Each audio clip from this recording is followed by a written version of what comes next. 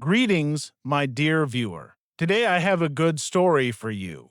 The story is called Soil and Soul. This is about a girl designer who got bored with her monotonous life and found herself a new wonderful hobby. Enjoy listening. Maria lived in a busy city. Her apartment was small and she didn't have much green space. She worked from home as a graphic designer, which meant she spent most of her days inside, staring at a computer screen. She often felt a little disconnected, like she was just a small part of a very large, impersonal world.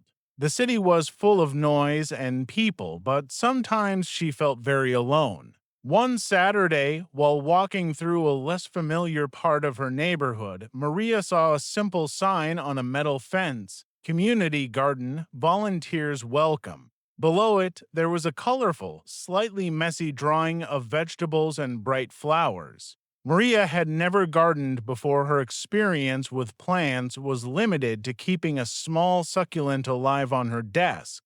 But the idea of being outside, feeling the earth, and doing something with her hands sounded very appealing. It felt like a small escape from her digital world. The next Saturday, she found the garden. It was a modest plot of land, a bit overgrown and not very organized, but it was buzzing with activity. People of all ages were there. Some were digging in the dirt with serious faces, others were carefully planting tiny seeds, and a few were happily watering the new plants. Everyone seemed to have a purpose. An older woman with a warm, crinkly smile, named Mrs. Gable, noticed Maria standing near the entrance, looking a little unsure. "Hello there. Are you here to help us grow something?" she asked kindly. Maria nodded shyly.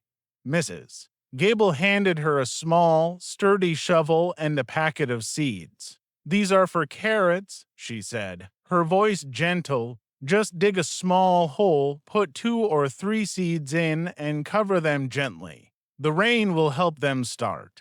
Maria found a quiet spot and started digging. The soil was a little hard at first, and her hands were not used to the work.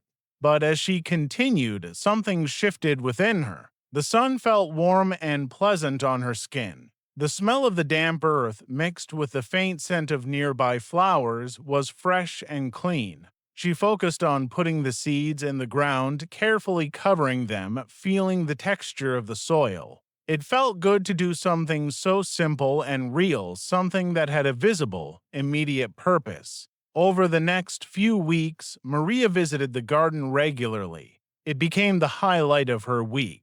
She met many interesting people who shared this common passion. There was David, a retired teacher who seemed to know the name and needs of every plant.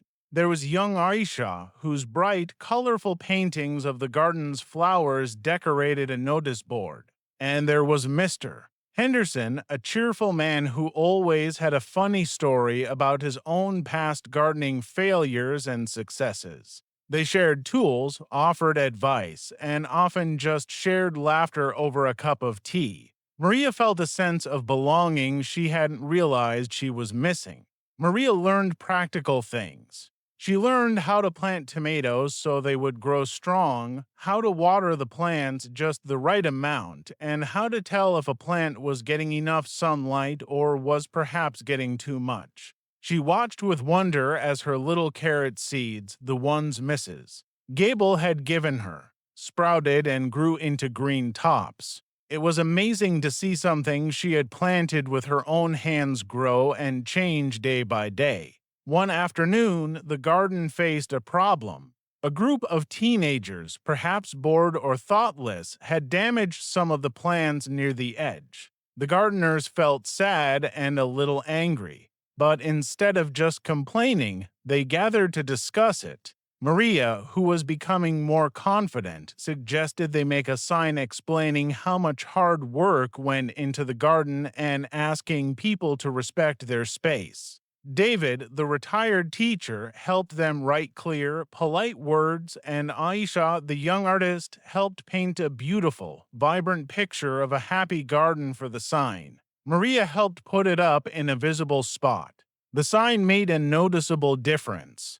People passing by started to be more careful and respectful. The gardeners also felt a stronger sense of community, having faced a problem together and found a solution as a team. As the summer days grew longer, the garden began to produce a lot of fresh vegetables and beautiful flowers. The community decided to have a harvest festival to celebrate their hard work.